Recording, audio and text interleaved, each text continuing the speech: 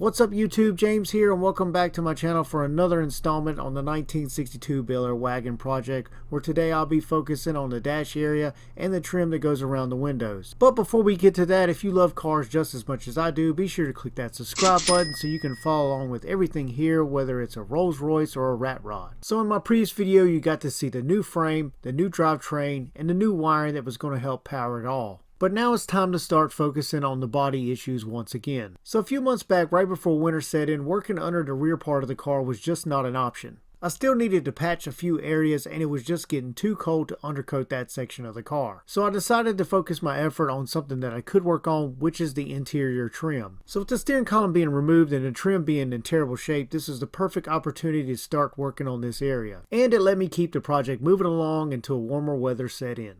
So as you can see, I have the main gauge cluster area of the dash stripped out, and I'm working on the trim that goes around the windshield, the B pillars, the C pillar, all the way around. And we'll get all this trim off and get it all prepped up for paint. And here is the dash section out of the car, and it's in pretty good shape. I mean, as you can see, it's faded, and we want it to look nice and clean on the inside. Now I really want to go ahead and paint all this stuff and get it right now. So when it's time for the car to go back together, we can just put all these pieces back in here. And of course, I'm going to restore my covers. They go on my steering column and the steering wheel. So I think all this is going to make the interior look really good.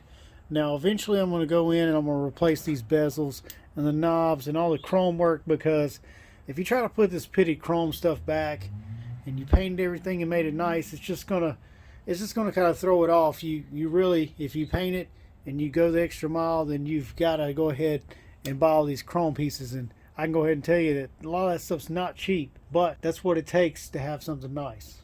Now this is all the trim on all the pillars. We've got all this stuff off, so the next step is to start prepping this stuff and getting it ready to paint. And we're going to start right here with the dash. Now we're going to need to remove the gauge cluster, these gauges, the switches, the bezels, all this trim, all this stuff's got to come off so we can start on that prep work.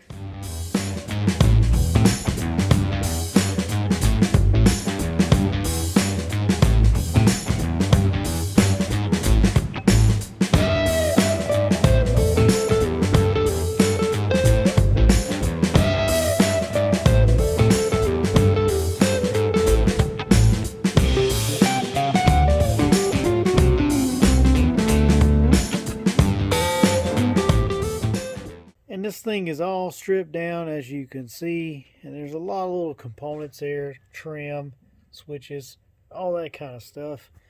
And this thing seems to be in pretty good condition. Now this thing's made out of cast aluminum, and we've got some nicks here and there, nicks around where the key used to go in the ignition, and a couple other issues that I've noticed. Now we do have a crack here, and we have a crack here. And that's something that I'm just going to have to address. I'm probably just going to have to JB weld that and smooth it up. I'm not exactly sure what's happened. The glove box area here is a little bent, and the glove box really doesn't fit that great. I kind of worked on a little bit of the fitment, trying to get it to fit a little bit better. Did a little bit of work to the hinge right there. And that's just something we're going to have to deal with later on. When we get this thing back together, we'll have to do maybe some modifications to some of the holes there to kind of change the alignment there. So otherwise this looks pretty good. I think I might media blast this stuff. I'm not sure if I want to sand it or media blast it. I want to get some of these areas smoothened up, and we're definitely going to have to primer this. Now here's most of the trim that goes around the windows in the car, and as you can see, it's all in pretty good shape. None of it's really beat up or anything. And the only issue that this stuff has is some of it has light surface rust, as you can see here. So the easiest way to take care of all this is just to bead blast all this stuff back down to the bare metal. Now with this panel here, as you can see, it has a little design in there, and you can help preserve that by just media blasting it and not really sanding it. That way you don't sand that little pattern out of there.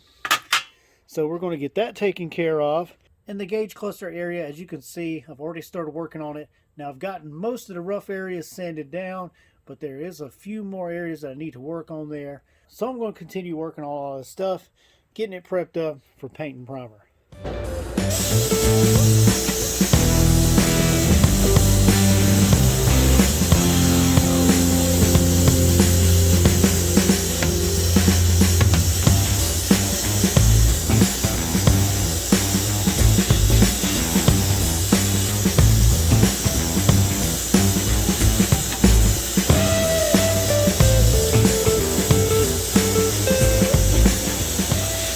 have all my trim from around my windows and my A-pillars. I have those all blasted and they're nice and clean, as you can see here.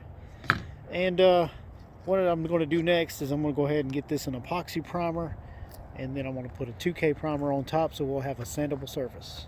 The primers that I'm going to be using are the Shopline epoxy primer on the left and the Shopline 2K primer on the right.